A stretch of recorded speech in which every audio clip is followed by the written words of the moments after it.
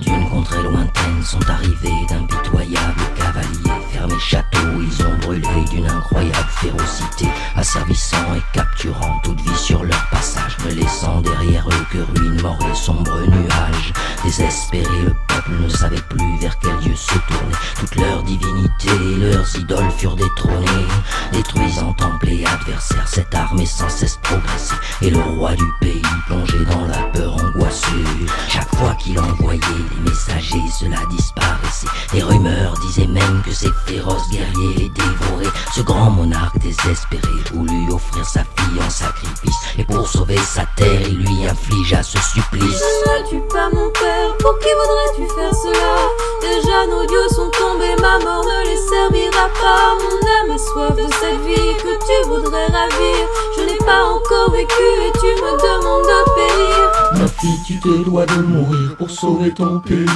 C'est un très grand honneur, sache que beaucoup auraient dit oui. Peut-être qu'un dieu inconnu sera touché par mon présent et nous protégera de ces démons assoiffés de sang. Vaincue par la pression, la princesse accepta, mais rongée par la haine, car même sa mère la livra. Personne dans le royaume pour défendre sa vie perdue, mais une fois sur l'autel, la rage au ventre, elle se tue. Quand le poignard du grand prêtre dans son cœur plongea, elle poussa son dernier cri et son vie s'écroula. Une lumière puissante coupa alors le ciel en deux. Une déesse étrange apparut couverte de feu.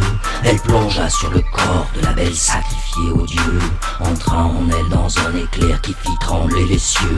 Petite demoiselle, te voilà remplie de puissance. Pour 1000 ans immortel, ce pouvoir sera ton essence. Tes ennemis vont trembler, à tes châtiments livrés. J'ai lu ton cœur et tant de haine et de rage m'ont touché. La princesse se releva sous les regards subjugués, se dirigea d'un pas lent vers la cité assiégée.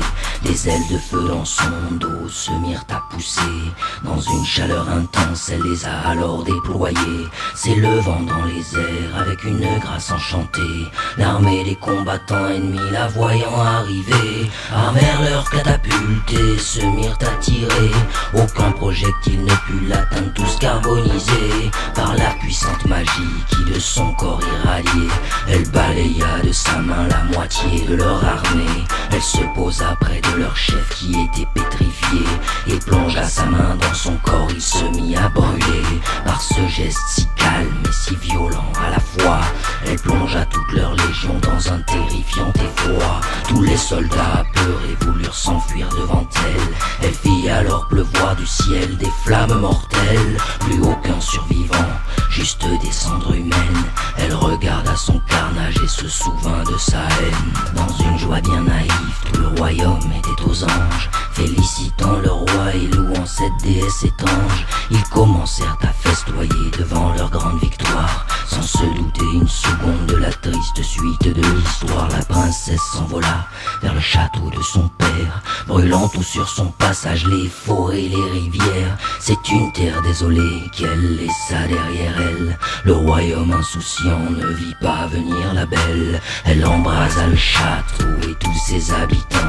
Elle brûla tout le monde, même les femmes, les enfants, à l'exception de son père qui l'avait sacrifié, mais aussi de sa mère qui l'avait abandonné.